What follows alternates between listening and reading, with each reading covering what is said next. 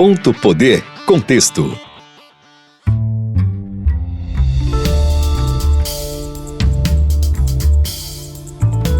Olá, estamos começando mais um Ponto Poder Contexto na sua Verdinha FM 92.5. Você também nos acompanha nas plataformas de áudio. Eu sou Igor Cavalcante, repórter do Ponto Poder, e no Ponto Poder Contexto deste sábado vamos falar sobre a série de investigações do TCE que identificou irregularidades nas folhas de pagamento de vários municípios cearenses. Nós também vamos falar sobre a filiação de deputados estaduais ao PSB. E também vamos ter aqui uma entrevista com o novo presidente da Apresse, o ex-prefeito de Jaguaribara, o Juju. Bom, mas vamos começar o nosso programa recebendo a repórter do Ponto Poder, Luana Barros. Seja bem-vinda, Luana. Obrigada, Igor. Sempre muito bom participar aqui do Ponto Poder Contexto. Temos muita conversa aí para fazer ao longo desse programa. Exatamente, a gente está falando aí de uma série de investigações do TCE e a Luana tem feito aí no Diário do Nordeste uma série de reportagens sobre essas investigações e ao longo da última semana ela falou que em uma reportagem, né, mostrou que havia, né, servidores que já tinham falecido, mas estão na folha de pagamento de algumas prefeituras, né, Luana? Como é que foi essa história e onde é que isso aconteceu aqui no Ceará? Pois é, Igor, o Tribunal de Contas do Estado do Ceará, né, fez essa inspeção em 2024, a inspeção aconteceu em junho, mas ela foi feita em cima das folhas de pagamento de março de todos os municípios cearenses, né, de todas as prefeituras cearenses. E aí foram apontadas, encontradas diversas irregularidades. Uma delas é essa, né, servidores que já constavam como falecidos, que continuavam a receber remuneração, continuavam a receber pagamento pelas prefeituras de alguns municípios aqui do Ceará.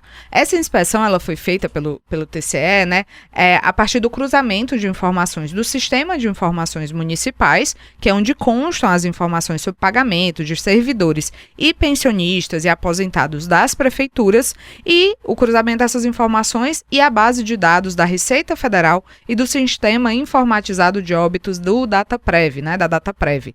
Então, assim, esse cruzamento foi o que permitiu perceber que principalmente aposentados e pensionistas, a maioria dos casos encontrados, eles já estavam aposentados ou já eram pensionistas aí das prefeituras, mas que já estavam falecidos e que continuavam a receber a remuneração, né? No total foram 3 cidades aqui do Ceará onde esse problema foi encontrado: Aracati, Maranguape e Fortaleza, né? As 3 cidades onde esse problema foi identificado, né? A maior parte dos casos foi encontrado em Aracati. Foram 11 servidores com mortes entre 2009 e 2023 que continuavam a receber aí pagamento em março de 2024. Então aí não tem nem muito como a gente quantificar quanto de pagamento indevido foi feito durante esse tempo, mas, por exemplo, só em março a remuneração desses 11 servidores somou aí R$ 25.882. Então, de fato, um montante aí considerável. E se você pensar ao longo dos meses, ao longo dos anos, isso obviamente ganha ainda mais volume, né?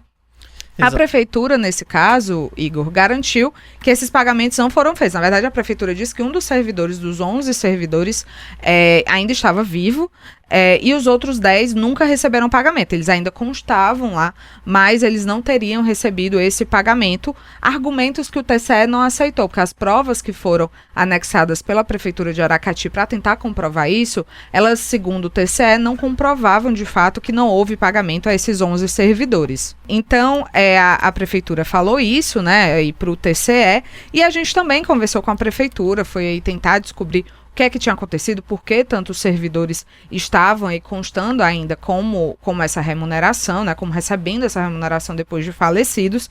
E aí a Prefeitura de Aracati, ela afirmou que retirou já todos eles da folha de pagamento, que estavam lá por uma questão de erro, porque quando os servidores aposentados, pensionistas, têm que fazer a prova de vida, né? Eles continuam constando na folha de pagamento, só são excluídos depois que, enfim, é comprovado que eles não estão mais vivos, mas que eles não estavam recebendo o pagamento. Falou que não houve nenhum pagamento indevido a falecidos e que já ajustou os procedimentos internos aí da prefeitura para que não haja mais nenhum tipo de problema, para que eles não constem mais na folha de remuneração, né, futuros pensionistas e aposentados que não tenham feito a prova de vida lá na gestão, não constem nessa folha de pagamento.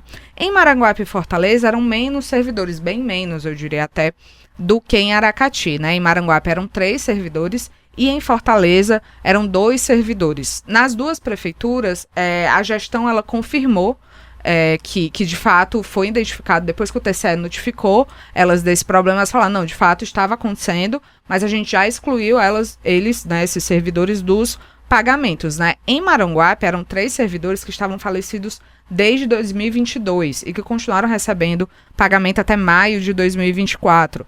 A gente entrou aí no portal da transparência para tentar saber quanto foi que eles receberam ao longo desse período, e só 2 deles, se a gente somasse a remuneração de 2 deles que estavam disponíveis ali no portal da transparência, já somava quase R$100 mil nesses 2 anos, né? Porque teve reajuste, teve 13º, então um quantitativo alto. O terceiro servidor não estava disponível no portal da transparência, mas, por exemplo, em março ele recebeu R$2 mil de remuneração. Então tem aí, né, uma quantidade também, um volume grande de pagamento indevido a esse servidor. E a prefeitura confirmou, né, que realmente houve esse problema, falou que excluiu os servidores da folha de pagamento em maio e reforçou que já está em contato com os bancos para tentar reaver esse dinheiro que foi depositado indevidamente, enfim, com esses servidores já falecidos. Inclusive, né, a assessoria da Prefeitura de Maranguape nos disse que, se tivesse sido retirado o dinheiro dessas contas, eles vão atrás de entrar com ação judicial, porque aí uma coisa depositou, tudo bem, está ali no banco, vamos tentar reaver, porque, né, comprovar o que tem que comprovar, mas se alguém tiver retirado, né, aí já indica muito mais má fé e tudo mais, e aí a Prefeitura de Maranguape está atrás de reaver esse dinheiro.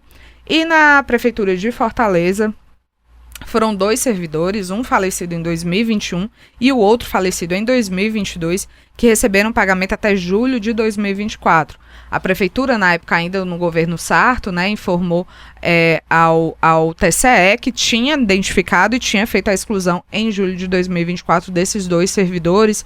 A gente até entrou em contato com a atual gestão, que é importante lembrar que houve uma mudança, tanto em Aracati como em Fortaleza. Não são mais os mesmos prefeitos que estão agora em 2025 daqueles que estavam em 2024.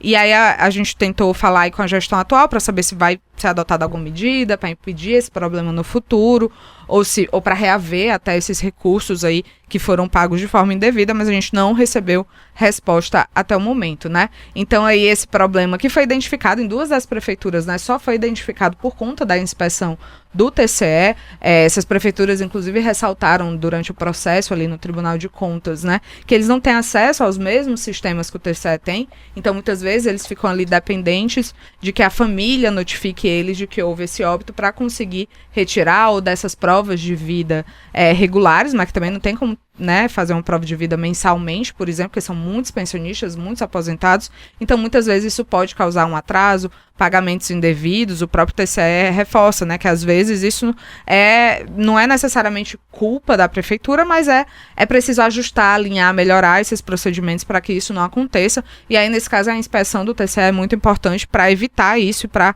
enfim, né, até reverter esses pagamentos indevidos. Exatamente, e são valores aí que acumulados, né, chegam a um montante bem significativo, né, e principalmente nesse momento que as prefeituras estão, né, que a gente vê um acumulado muito grande de denúncias, né, de casos de falta de recursos e falta de dinheiro mesmo para investimento e rombos aí nas prefeituras. Então é uma fiscalização e uma identificação, né, de irregularidade muito significativa, né, como você falou, né, tem servidor que estava há 3 anos, né, já falecido e continuava recebendo. São valores que, por baixo aí, né, a gente já viu que foi mais de R$100 mil. Então, de fato, são valores bem significativos, mas esse também não foi o único caso, né, o único tipo de inspeção feita pelo TCE, né. Houve também um trabalho bem significativo aí dos auditores, né, analistas do TCE, sobre a questão de super salários no Ceará, principalmente no caso das prefeituras, né? Exatamente. A gente teve também essa fiscalização a respeito dos servidores que estavam recebendo acima do teto remuneratório, né? Para o nosso ouvinte aí que não sabe, os servidores municipais, estaduais e federais, enfim, todo mundo que trabalha de forma na administração direta ou indireta, tem aí um limite de quanto pode receber, né? E aí vai variar de acordo com a função, de acordo com a instância que você está. No caso dos municípios, os servidores municipais têm como teto remuneratório, com exceção dos procuradores municipais, todos os outros servidores, o salário do prefeito daquela cidade, que varia, né? Existem cidades em que esse salário é de 9 mil, 10 mil reais, outras cidades em que isso chega a 20 mil reais. Então, nesse caso, vai variar esse teto remuneratório de cidade para cidade. E a inspeção do TCE foi feita na mesma época, né, da inspeção anterior. Na verdade, é uma mesma inspeção para identificar diferentes problemas. E em 11 cidades cearenses foi identificado aí essa questão dos supersalários, né, desses pagamentos que foram feitos acima do teto remuneratório permitido naquela cidade, né? E aí a gente tem problemas nas seguintes cidades. A gente teve problema em Catunda, Farias Brito, Ipueiras, Jucás, Madalena, Miraíma, Mulungu, Piquet Carneiro, Potiretama, Viçosa do Ceará e Pindoretama, né? Em todos esses casos aí foi encontrado mais servidores, menos servidores, que tinham essa questão do teto, do salário acima do teto remuneratório. O caso mais sério, vamos dizer assim, pelo menos em quantidade, era em Pindoretama, né? Lá 15 servidores recebiam mais do que o prefeito. Em 2024, o teto remuneratório, ele era de 9 mil reais, o salário do prefeito era de 9 mil reais e, portanto, os servidores não poderiam receber mais do que isso. Mas, desses 15 servidores, nem todos recebiam o mesmo valor, mas alguns deles chegavam a receber 21 mil reais. Então, você vê que é mais do que o dobro do que o prefeito recebia, do que o teto remuneratório permitiria, né? Em muitas outras cidades esse problema se repetiu, de servidores que recebiam inclusive o dobro ou mais que o dobro do que o prefeito, né? E um outro dado interessante aí sobre essa questão é que em muitas dessas cidades esses servidores eram médicos. Em 7 das 15 cidades, todos os servidores que recebiam mais do que o teto remuneratório eram médicos, né? E aí as prefeituras alegavam exatamente a dificuldade de contratação de médicos e um dilema, né, colocado por elas como um dilema entre respeitar o teto remuneratório e não conseguir garantir o direito à saúde, que também é uma competência, uma obrigação do poder municipal. Então elas falavam, olha, a gente não tem como atrair médicos para cidades pequenas, que muitas vezes têm uma infraestrutura muito, muito precária, sem um salário compatível, e muitas vezes o teto remuneratório não é atrativo também. E aí o que é que a gente faz, né? Como é que a gente faz? E aí eles falam desse dilema aí, e aí muitas vezes esses médicos são plantonistas e tudo mais, a gente até vai falar mais um pouquinho sobre isso já, mas então assim, existe esse problema comum, nas outras cidades, talvez até sejam servidores médicos também, isso não foi especificado nas respostas das prefeituras, mas em pelo menos 7 cidades dessas 15, dessas 11, onde existia o super salário, o problema aí foram causados por contratações de médicos. E aí, nessas outras cidades, assim, a prefeitura, o que é que essas prefeituras apontam, né? Para além dessa questão dos médicos, há outras explicações, assim, porque essa questão dos médicos parece ser algo bem mais complexo do que uma própria prefeitura resolver, né? Porque parece ser muito mais a questão da atratividade mesmo, da coisa mesmo de trabalhar pela questão de oferecer o serviço de saúde, né? Não necessariamente pela remuneração ser mais alta ou mais baixa, né? Pois a maioria das outras prefeituras, né, quando notificadas pelo TCE, apenas admitiam que, de fato, isso tinha acontecido, que isso acabou não identificando. Algumas delas baixaram portarias para que isso seja melhor fiscalizado internamente. E aí até tem um instrumento, né, administrativo que o próprio TCE indica a utilização, e algumas prefeituras têm, que chama-se abate-teto. Ou seja, às vezes até a sua remuneração tecnicamente passa desse teto, mas aí automaticamente, quando passa desse teto, vai ser descontado esse dinheiro na sua folha de pagamento ao final, né? Então, muitas dessas prefeituras, não necessariamente elas alegavam algo ou se defendiam de alguma forma, elas falavam, olha, de fato aconteceu. Aí muitas vezes algumas falavam, olha, mas esses servidores já foram desligados, eles não têm mais nenhum vínculo, ou estão de licença não remunerada. E em alguns outros casos elas falavam, olha, de fato aconteceu, mas e a gente vai resolver, a gente vai implementar, a gente vai baixar portarias. Então, em muitos desses casos, as prefeituras resolveram esses problemas aí, né? Algumas não se manifestaram nesses casos. O relatório final dos processos, né, do processo da inspeção, vai para os conselheiros do tribunal, porque todo esse movimento de inspeção, é bom, né, explicar aí para quem está nos ouvindo, ele é feito pela unidade técnica do Tribunal de Contas, né, e só depois ele vai para os conselheiros. E aí, muitas vezes, na maioria das vezes, pelo menos nesse caso dessa inspeção em específico, os conselheiros acataram por unanimidade todas as recomendações que a unidade técnica fez e fez elas como determinações. Ou seja, a prefeitura tinha 30 dias ou 90 dias para adequar a administração e resolver esses problemas e informar ao TCE, né? E aí, a partir daí, o TCE, se não fosse informado, se não fossem acatadas medidas, poderia pensar em algum tipo enfim, de punição ou de, pelo menos, deixar ainda mais rigoroso esse processo com a prefeitura. E aí tem uns casos bem curiosos, né? Algumas jornadas de trabalho aí bem extenuantes, né? Que você identificou também, que no caso o TCE identificou também, né? Que você trouxe em alguma reportagem, né? Exatamente, Igor. A gente teve casos, como eu disse, né, de 11 cidades com super salários aí, com salários acima do teto, e como eu falei, de 7 dessas 11 cidades, esse problema foi identificados nos salários de médicos, né? E até uma coisa que você vai acompanhar, né, se você for no site do Diário do Nordeste, aquele jabá, aquela publi, vão lá, gente, no site, tá tudo bem especificado, que aqui falando, eu nem consigo dizer todas as informações que estão lá, né? Mas a gente fez a opção nas reportagens, e aqui também no podcast, não falar o nome dos servidores, por exemplo, porque eles, né, tanto o TCE afirma isso no relatório, como as prefeituras que responderam também afirmam isso, eles receberam pelo trabalho prestado. Quem tem a obrigação de respeitar esse teto remuneratório é a gestão municipal. Então a gente não colocou o nome desses servidores, mas muitos deles são médicos, né?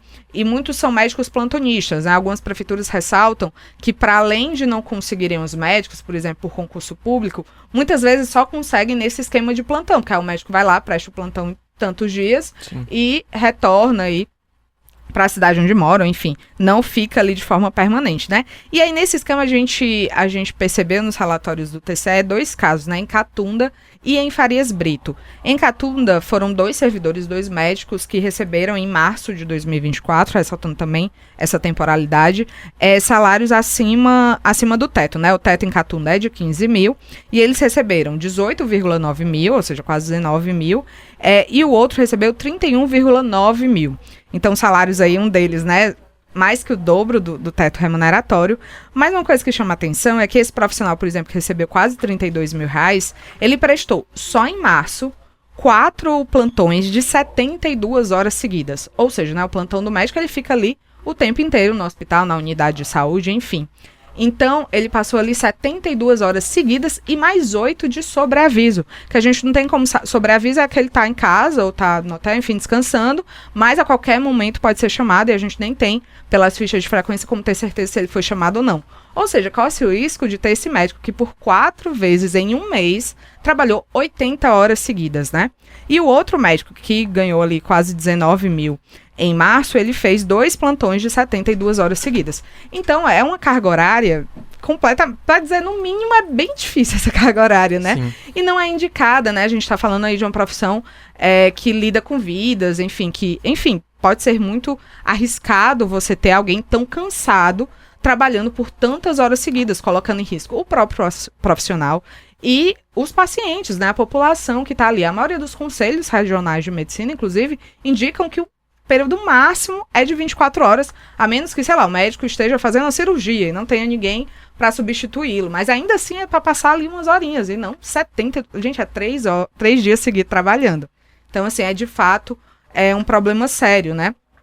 E em Farias Brito, essa questão do plantão, só um dos médicos, lá foram 3 médicos que receberam acima do teto remuneratório, e só um deles teve também um plantão em março de 72 horas seguidas. Também, assim, né, essa carga horária extremamente difícil e até fisicamente aí, extenuante. Mas existe um outro detalhe interessante aí no relatório, é que os 3 médicos, né, que receberam acima do teto, os 3 somados realizaram 588 horas de plantão, enquanto os demais médicos aí contratados por Farias Brito, né, pela Prefeitura de Farias Brito em março, somados, trabalharam 300 horas, sendo que os outros médicos eram 8 médicos. Então, 8 médicos trabalharam 300 horas, enquanto 3 trabalharam 588 horas. Então, o TCE também, quando vai fazer as determinações, para além de falar, olha, não pode passar do teto, por favor, vocês precisam reorganizar essas escalas para que ninguém dê mais de 24 horas seguidas de plantão, e é necessário que vocês dividam essa carga horária entre os médicos, porque isso está desequilibrado. Eles estão prestando tantas horas de serviço porque eles estão trabalhando muito mais horas do que outros médicos, né? Você vê que é quase o dobro, né? 8 médicos trabalharam quase metade do que 3 médicos. Então, de fato, existe um desequilíbrio muito grande. De fato, como você falou, eu acho que para além dessa questão da administração pública, é um risco muito grande aos pacientes, né? E para o próprio médico ali, porque é uma jornada bem extenuante ali, qualquer erro, de fato, ali o município vai precisar responder. Bom, vamos agora para um breve intervalo e na volta vamos falar sobre a filiação de deputados estaduais do PDT ao PSB. A gente volta já. Olá, eu sou Jéssica Welma e venho te fazer um convite para acompanhar a live do Ponto Poder todas as quintas-feiras no YouTube do Diário do Nordeste. Você que gosta de discutir política, está sempre bem antenado, saiba que a gente tem muita discussão para te oferecer. Sua companhia lá vai ser muito bem-vinda, a gente te espera. Você está ouvindo Ponto Poder Contexto.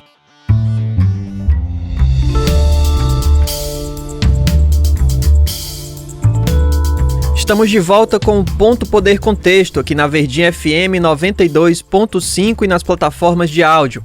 E a Luana Barros segue aqui com a gente porque a gente vai falar agora da saída de deputados do PDT para se filiar ao partido de Cid Gomes, o PSB.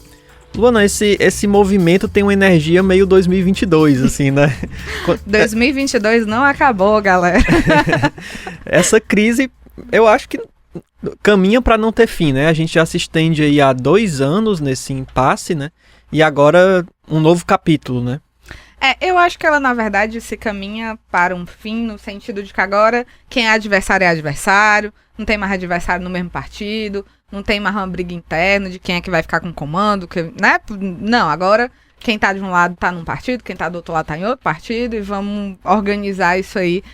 Eu acho que não tem reconciliação possível entre os que brigaram, mas eu acho que pelo menos tá ficando mais organizada a confusão. Pra quem não lembra, né, a gente tá nisso aí, nessa querela, nessa odisseia quase, desde 2022 ali nas eleições, quando rolou a primeira crise interna no PDT, que na verdade foi ali para a escolha do Roberto Cláudio como candidato ao governo do Ceará, né? E em que acabou resultando no rompimento da aliança entre o PDT e o PT, que vinha aí desde a época da campanha eleitoral para o primeiro governo de Cid Gomes, ali em 2006. Então, essa aliança é rompida, porque o PT, na verdade, queria que a candidata fosse a Isolda Sela, que estava no governo, né? Seria uma candidatura à reeleição. E aí acaba se rompendo, o PT lança o Mano de Freitas, que acaba saindo vitorioso no primeiro turno, enquanto o PDT lança o Roberto Cláudio, que fica em terceiro lugar. E aí começa toda essa crise que se estende aí até hoje. Eu acho que a gente já teve momentos mais difíceis, vamos dizer assim, da crise interna, desse problema todo, mas que vem se estendendo, né, e vem tendo capítulos novos a cada dia e que acabou gerando aí quase que uma fragmentação muito forte do PDT, que acabou diminuindo, né, vai agora consolidar essa diminuição com essa nova filiação em massa que vai acontecer agora em fevereiro, no dia 7 de fevereiro, né? E aí vai acabar diminuindo ainda mais, já vem perdendo corpo, já vem perdendo quadros aí há quase 2 anos, há mais de 2 anos. Essa crise, ela se confunde muito com a influência mesmo do Grupo Ferreira Gomes, né? Como a gente conhece, no caso liderado pelo Cid e pelo Ciro, né? Um fato que eu sempre gosto de destacar, que eu acho bastante curioso dessa crise, é que a fagulha inicial ali, né, pública, digamos assim, foi do ex-prefeito José Sarto, né? Em uma coletiva de imprensa ele acabou declarando aí o apoio ao Roberto Cláudio, que era até natural de certa forma, né? por conta da trajetória política deles, da aliança que eles construíram. A própria vitória do Sarto nas eleições de 2020 vem muito de uma participação do Roberto Cláudio, né, que tinha uma popularidade altíssima na época. Então, nessa coletiva, ele acabou anunciando apoio à pré-candidatura do Roberto Cláudio e isso deflagrou uma queda de dominós, assim, que já dura aí há muitos meses e envolve muita gente, né? Eu lembro que a gente acompanhou, né? Isso foi parte da cobertura e tal. Foi o primeiro apoio público, assim. Eu lembro que a gente sempre tentava arrancar das lideranças. E aí, quem é o candidato governista? Vai ser Isolda? Vai ser Roberto Cláudio e tal e tal? E essa foi a primeira grande declaração pública. E se dissessem pra Luana Repórter, daquele dia, que estava aqui na redação, que tudo que aconteceu, né, que a gente acompanhou ia acontecer, a gente, naquela época, um rompimento entre o PT e o PDT, que a gente acompanhou aí ao longo desses últimos anos, era impensável, era tipo, não, gente, vai acontecer isso aí não.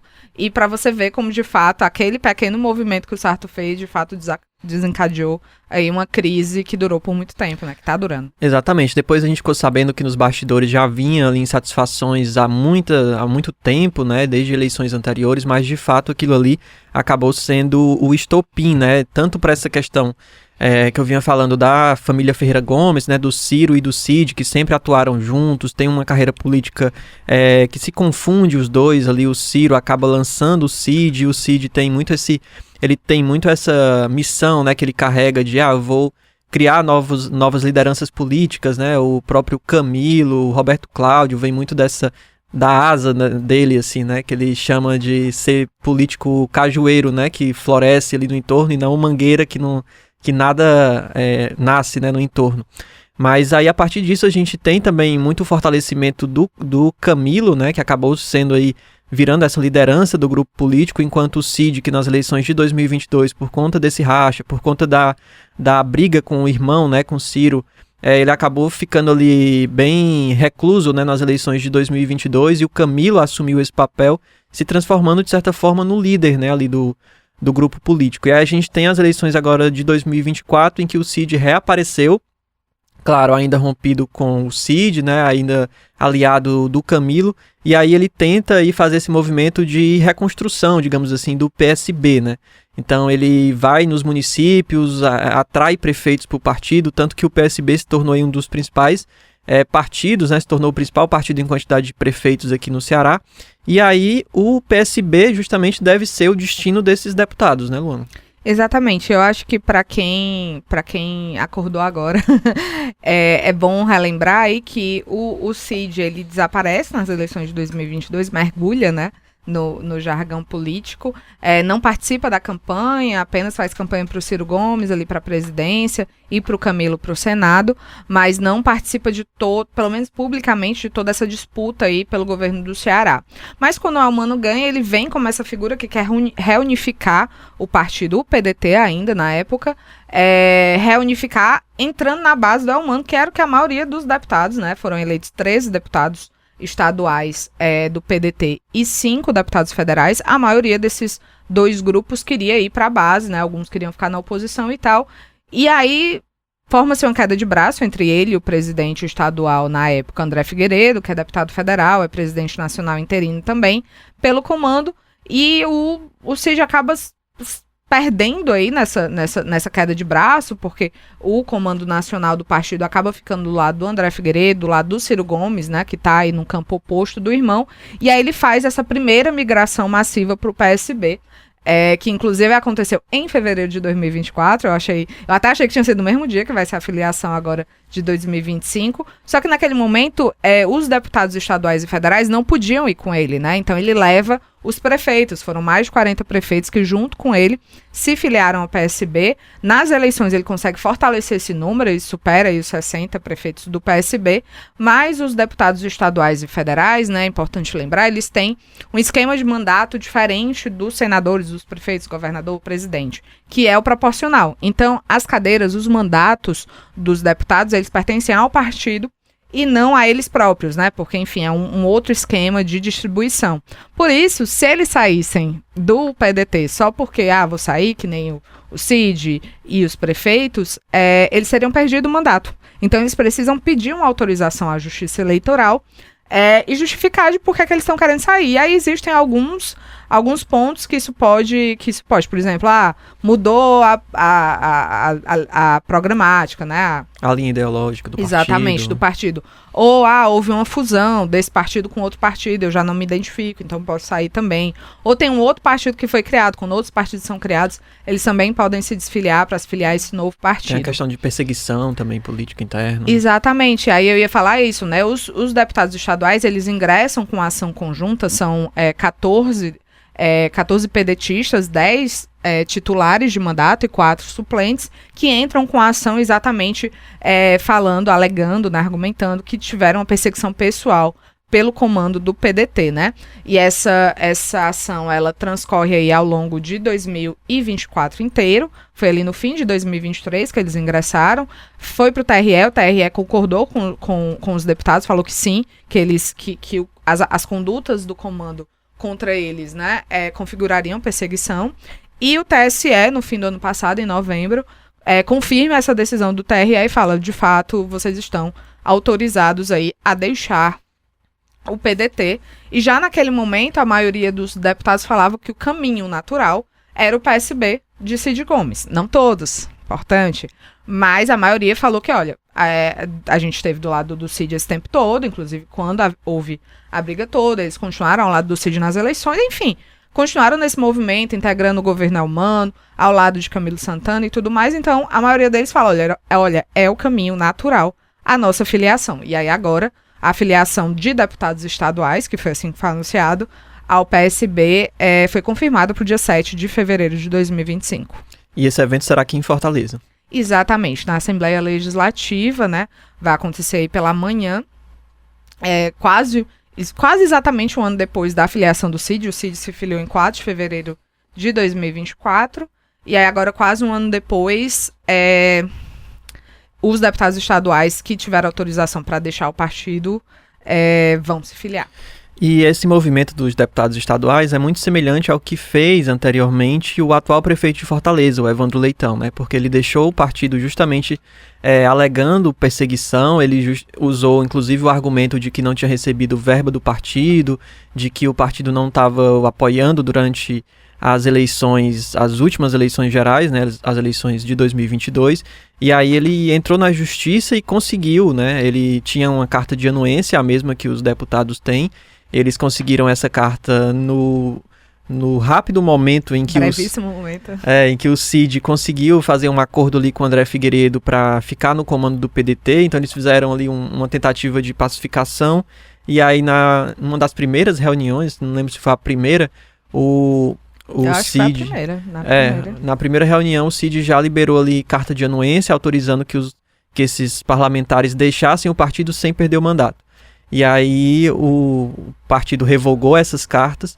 Na verdade, tem 2 momentos, né? Primeiro, ele entrega essa carta de anuência pro Evandro e depois pro restante dos parlamentares, né? Tanto que há essa briga divisão, de novo pelo comando, depois que ele conceder a carta de anuência pro Evandro e pros demais parlamentares estaduais.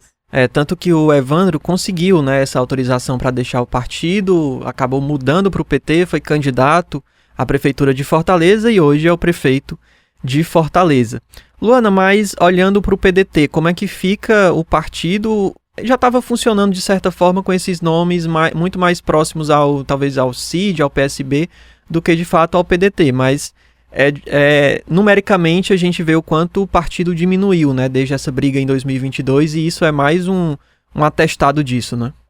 Pois é, o PDT ele diminui muito de tamanho, primeiro de forma muito prática, porque, enfim, saem prefeitos e vereadores, né? Eu citei os prefeitos, mas os vereadores para concorrer nas eleições de 2024, muitos deixam, né? E aí em 2024 os vereadores podiam mudar de partido ali na janela partidária, comecinho do ano, sem o risco de perder o mandato. Então, muitos vereadores, principalmente em outros municípios, fazem esse movimento de deixar o PDT também.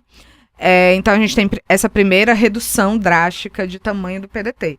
E agora a gente vai ter essa nova redução, a gente vai ter aí a bancada, por exemplo, da Assembleia Legislativa, né?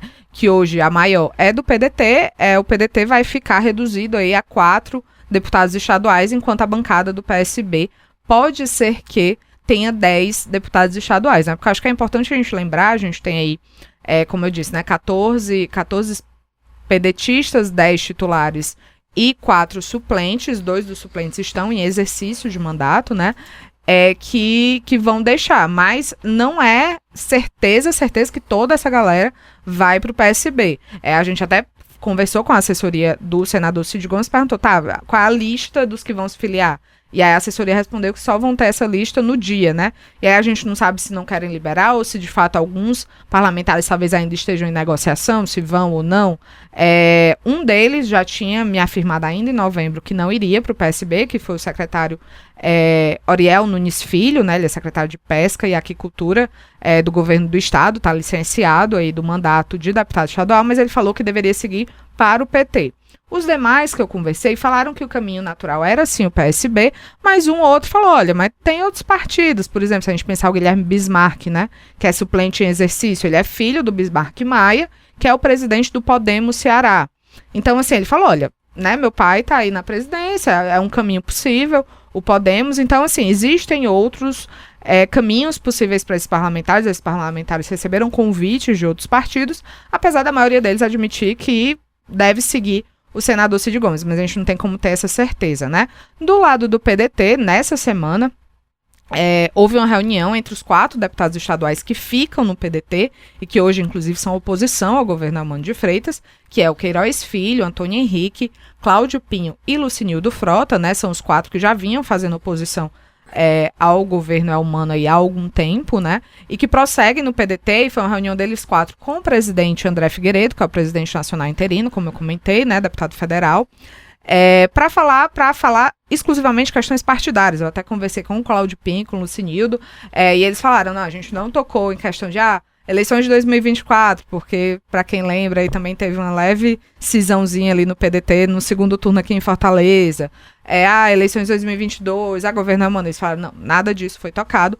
O que a gente quer agora vamos reorganizar o partido, vamos fundar diretórios do PDT nos municípios, vamos fortalecer e vamos montar essa chapa para 2026, porque você perde um quantitativo grande de deputados, muitos deles já experientes, já com muitos mandatos, já com bases eleitorais fortes, e você precisa montar uma chapa forte para cada partido, né? Porque o partido ele concorre como chapa.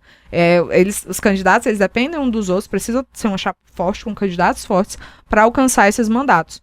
Então eles estão bem focados, já estão começando a fazer essa montagem, inclusive porque a gente tem também uma bancada do PDT na Câmara Federal, né, deputados federais, que não fizeram esse movimento que os estaduais fizeram de tentar autorização com a Justiça Eleitoral para deixar o PDT, não fizeram, eles estavam esperando, né, eles sempre falavam, não, a gente está esperando ver o que a Justiça vai decidir sobre os estaduais, dependendo da decisão a gente entra também. Até agora não tem nenhuma sinalização de que eles vão entrar e vão pedir, mas eles podem sair do partido na janela partidária de 2026, né, e são pelo menos 4 deputados federais que são muito mais alinhados com o Cid do que com hoje quem está aí, quem são as lideranças fortes do PDT. Então, também tem que se pensar, o partido também está pensando essa bancada, essa chapa, na verdade, para a Câmara Federal, que é de onde vem os recursos, quem lembra, né? De acordo com os deputados federais eleitos pelo partido, que, por exemplo, é distribuído recurso de fundo eleitoral, de fundo partidário. Então, é uma eleição muito importante e existe um grande risco de que o PDT perca parte também dos seus deputados federais na janela partidária do ano que vem. E no caso do PSB, a gente deve ver um partido bem fortalecido, né? Realmente se confirmando essa migração em massa aí dos deputados para lá. Inclusive, o presidente da Assembleia Legislativa, o presidente eleito, né, da Assembleia Legislativa do Ceará, o Romeu Aldigueri, que é um desses deputados que é do PDT e deve sair, ele inclusive já confirmou aqui na live do Ponto Poder que o PSB provavelmente deve ser, de fato, esse destino. E aí o partido chega com mais de 60 prefeitos, com a presidência da Assembleia, né? E também com essa quantidade bem significativa de deputados. Então, o PSB sai e o Cid também sai bem fortalecido, né? Sem dúvida, eu acho que é isso, né? A liderança dos Ferreira Gomes, se você pensar essa dupla Cid e Ciro, saiu bem enfraquecida das eleições de 2022, mesmo que o Cid tenha mergulhado, tenha sumido ali, mas de alguma forma o Cid, depois que a eleição é definida, que acontecem todas as questões, ele vai se reconstruindo, ele vai se reconstruindo dentro da base, E mostrando que ainda existe, sim, um forte poder de articulação, uma forte capilaridade. Você não pode pensar, por exemplo, na eleição para governador em 2026 sem pensar em 60 prefeitos ali que estão espalhados por todo o estado, que são do PSB. Você não tem como pensar uma eleição para governador sem pensar nos deputados estaduais, que também tem uma força muito grande nos municípios, né? Pensando aí, inclusive, que quem garantiu a vitória da Elmano no primeiro turno, em grande parte foi o interior, né? O Elmano perde aqui em Fortaleza, por exemplo. Então, de alguma forma, o Cid vai... Ele sabe que ele já foi o principal líder, já foi governador, já teve ali todo... Ele sabe que hoje o Camilo é essa figura aí de mais destaque, e aí vem o governador Elmano e tudo mais. Então, tem todas essas questões, mas ele também não pode ser... Ele também sabe que ele não pode ser ignorado, porque existem muitos aliados fortes.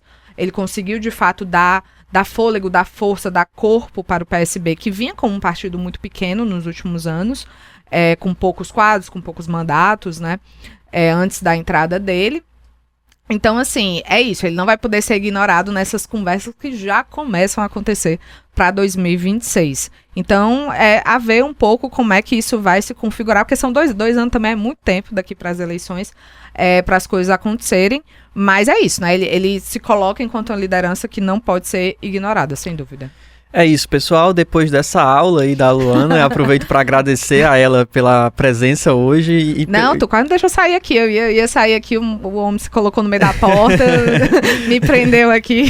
Mas é sempre um prazer. E já deixo aqui o convite para voltar mais vezes, né, nesse meu mandato aí nas férias do Wagner. Não, eu acho que é melhor não aceitar, não, que não me deixam sair. Acho que eu vou fugir dele, ó, na redação.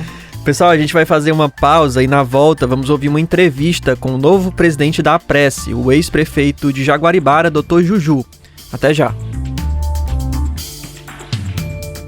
Olá, eu sou Jéssica Welma e venho te fazer um convite para acompanhar a live do Ponto Poder todas as quintas-feiras no YouTube do Diário do Nordeste. Você que gosta de discutir política, está sempre bem antenado, saiba que a gente tem muita discussão para te oferecer. Sua companhia lá vai ser muito bem-vinda, a gente te espera.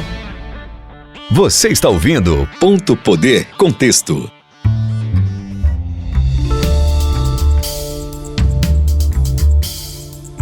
Estamos de volta com Ponto Poder Contexto aqui na Verdinha FM 92.5 e nas plataformas de áudio. Nesta semana eu fui até a sede da Associação dos Municípios do Estado do Ceará, a Apresse, onde ocorreu a eleição do novo presidente da entidade.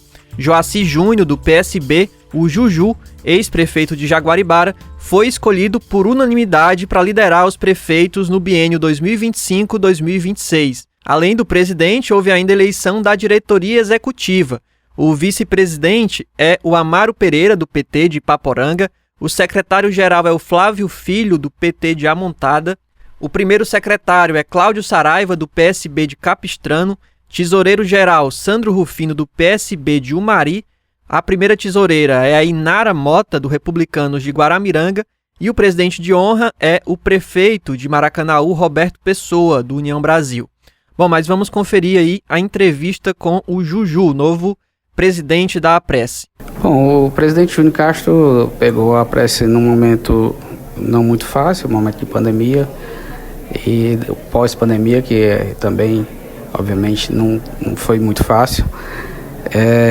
E certamente deu um grande avanço aqui nas ações da Apresse. Hoje transformou a Apresse numa instituição de grande credibilidade e destaque aqui no Ceará e a nível nacional, e nos deixa um grande legado, né, de algumas conquistas importantes, como a questão da desoneração da folha, da recomposição do FPM, e a gente fiquei com o desafio de, nesse próximo biênio, também lutar por pautas importantes que possam aí, trazer efetivamente benefícios aos municípios de imediato, uma vez que a maioria dos municípios já estão numa situação um pouco complicada em suas ações, principalmente na questão financeira. Esse ano, os 2 FPMs já são menores do que o mesmo período do ano passado, né? Dia 10 e 20 de janeiro. Hoje, o repasse, infelizmente, veio a menor do que 10 e dia 20 de janeiro de 2024. e, em continuando dessa forma, vai inviabilizar algumas gestões aí ao longo no decorrer do ano. Essa questão de recursos para manter a prefeitura digamos assim, a prioridade zero que o senhor traz, né? Com certeza, a gente precisa, assim como teve a desoneração da folha, que foi receita imediata nas receitas do município, nas contas públicas municipais, a gente também espera conseguir, juntamente com as outras federações, a CNM, e obviamente o apoio dos parceiros, dos prefeitos cearenses, conseguir também pautas importantes que possam trazer sustentabilidade às gestões públicas. Gestões essas que, ao longo do tempo, vem sendo super sacrificada, né? A criação de programas que depois o município acabou herdando. Agora, no pós-pandemia, tivemos aí vários problemas em aspecto de saúde e educação, que acabou a conta ficando para o município mais uma vez, e a gente precisa aí tentar rever essa questão financeira dos municípios para que possa dar uma garantia de uma gestão de maior qualidade. Além do que, teremos o grande desafio ano que vem, que é a questão da reforma tributária, onde a gente precisa e entende que devemos aí estar próximo aos municípios, principalmente municípios pequenos, levando todo o suporte necessário para que eles possam aí aprimorar a sua gestão tributária municipal e assim a gente ter aí, ao final das contas, sem nenhuma perca para o nosso município, já que a gente não sabe como vai funcionar essa reforma tributária realmente, se quem vai ganhar, quem vai perder, se vai manter tudo como está, ainda é algo bem certo, porque a gente não sabe como é que vai ficar toda essa unificação desses recursos ainda. Nacionalmente, assim, as conversas que o senhor tem com os prefeitos, essa também é uma preocupação nacional, essa questão da reforma tributária? Com certeza, é a principal preocupação para os próximos dias, é a reforma tributária. Obviamente temos outras pautas importantes tramitando em Brasília, como a PEC 66, né, que é a questão do parcelamento previdenciário. Isso aí a gente acredita que consiga aprovar ainda esse ano, mas a reforma tributária, a preparação para a recepção da reforma tributária, hoje, é uma das maiores preocupações dos municípios brasileiros. Prefeito, e a gente sabe da parceria que se estabeleceu entre a Apresse e o governo do estado do Ceará, desde o governador Camilo, anteriormente também, com a Isolda, com o Elmano. Essa parceria, qual a expectativa que o senhor chega para presidir a Apresse e essa parceria com o governo do estado? Bom, a gente pretende permanecer essa parceria, tanto que eu estou vice-presidente e como vice-presidente nessa semana a gente já teve a oportunidade de conversar com a Secretaria de Desenvolvimento Econômico e a Cefaz já no intuito de tentar levar capacitação, aprimoramento sobre a recepção da reforma tributária. E com a SDE, com a Secretaria de Desenvolvimento Econômico, na perspectiva de tentar levar mais desenvolvimento, principalmente para o interior do estado do Ceará, já que a reforma tributária ela vai tornar todo mundo igualitário e a gente vai perder aquele plus que tínhamos de oferecer isenção de ICMS, terreno, galpão, enfim. A gente vai ficar todo mundo igualitário, sul e sudeste. A gente não vai ter mais esse diferencial de ter a questão do desconto de impostos, e isso vai tornar mais difícil a atração de empresas para o nosso estado, e por isso que a gente está dando esse passo na frente, tentar até o final do ano conseguir o máximo que puder para que a gente possa levar desenvolvimento econômico, principalmente aos municípios. A gente está chegando aí num momento que é bem crítico e bem tenso para os prefeitos, que é a questão da quadra chuvosa, né? Há sempre essa expectativa se realmente as chuvas vão cumprir a expectativa, tem a questão das calamidades públicas que são declaradas. Como é que a Apresse está acompanhando isso nesse momento e o plano para os próximos meses? Bom, nesse primeiro momento, nesse primeiro início de mês, né, já tivemos umas precipitações de chuvas em vários municípios, onde causou vários transtornos. E a Apresse está entrando em contato com a Defesa Civil e os órgãos competentes para que a gente possa, em parceria também com o setor privado, prestar o máximo de atendimento às vítimas, né, com socorro, com alimentação, com cuidados médicos, enfim, com abrigos. A Apresse está procurando a Defesa Civil para que a gente possa, em parceria e também algumas instituições privadas para que a gente possa prestar um auxílio necessário a essas famílias que assim precisarem. Presidente, só para a gente finalizar, o principal assunto em Brasília é a questão das emendas, né? O STF tem bloqueado, o Congresso tem tentado liberar. Como é que vocês estão acompanhando esse cabo de força e o quanto o papel das prefeituras nisso, né? Que no fim acaba que é os mais prejudicados. Como você falou, infelizmente nessa briga de força aí entre executivo, legislativo e judiciário, quem acabou mesmo prejudicado efetivamente foi os municípios e obviamente a população, que deixou de receber recursos principalmente importantes para a área da saúde, e com isso alguns municípios deixaram de ofertar alguns serviços importantes, deixaram de fazer alguma prestação de serviço a mais ou essencial que estava fazendo naquele momento em virtude já da escassez de recursos que vivem as prefeituras. E por isso a gente espera que isso tenha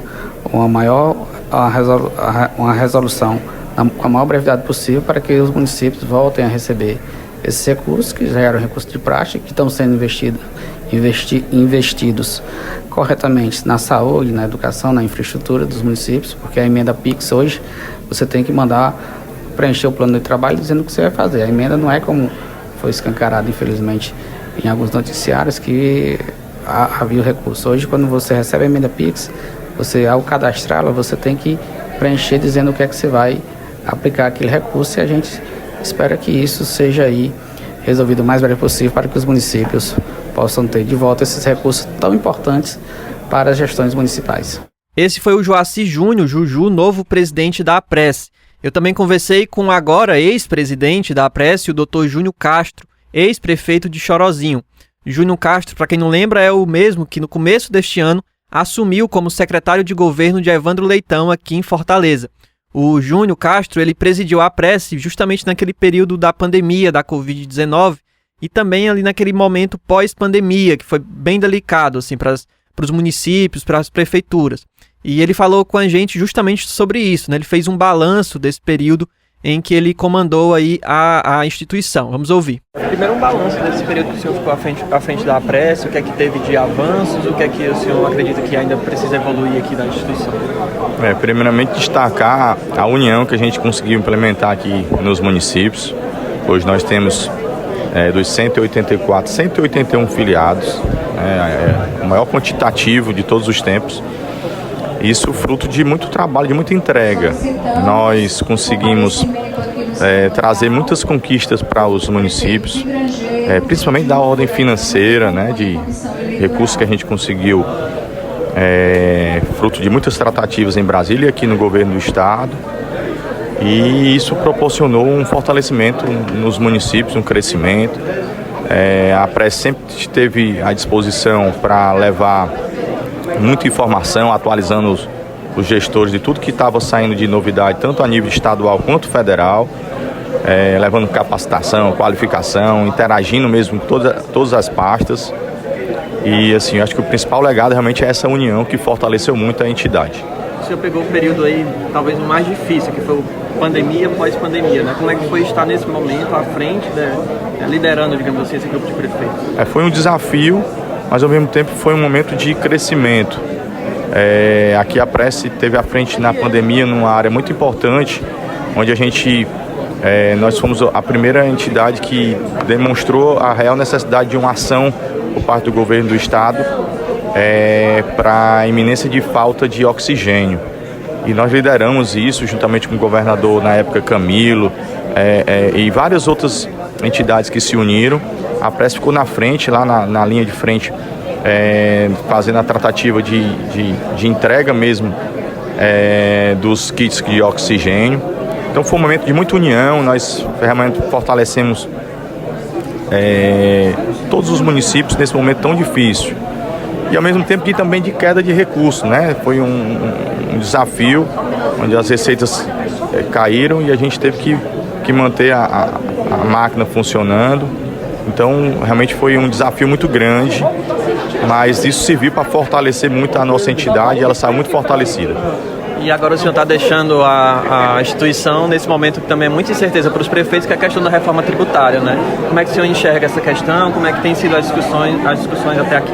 Pois é exatamente por isso nós estamos fazendo semana que vem no nosso seminário, né, de acolhimento dos novos gestores. Um dos temas é exatamente a reforma tributária. Nós já fizemos algumas agendas específicas sobre a reforma tributária e no decorrer desse ano a gente já fez esse planejamento, né, de fazer com que as nossas prefeituras, principalmente as menores, elas possam estar preparadas para o que vai acontecer agora com essa reforma tributária. Bom, pessoal, esse foi o ex-presidente da APRESE, o Dr. Júnior Castro. E aproveitando esse tom de despedida que ele deu, a gente vai encerrando por aqui o episódio de hoje do Ponto Poder Contexto. Lembrando que você pode compartilhar o nosso programa com as plataformas de áudio como Spotify, Deezer e Google Podcast. É só pesquisar Ponto Poder. Apresentação e produção, Igor Cavalcante. Áudio e sonoplastia, Kleber Galvão. Apoio técnico, Samuel Macedo. Até o próximo sábado.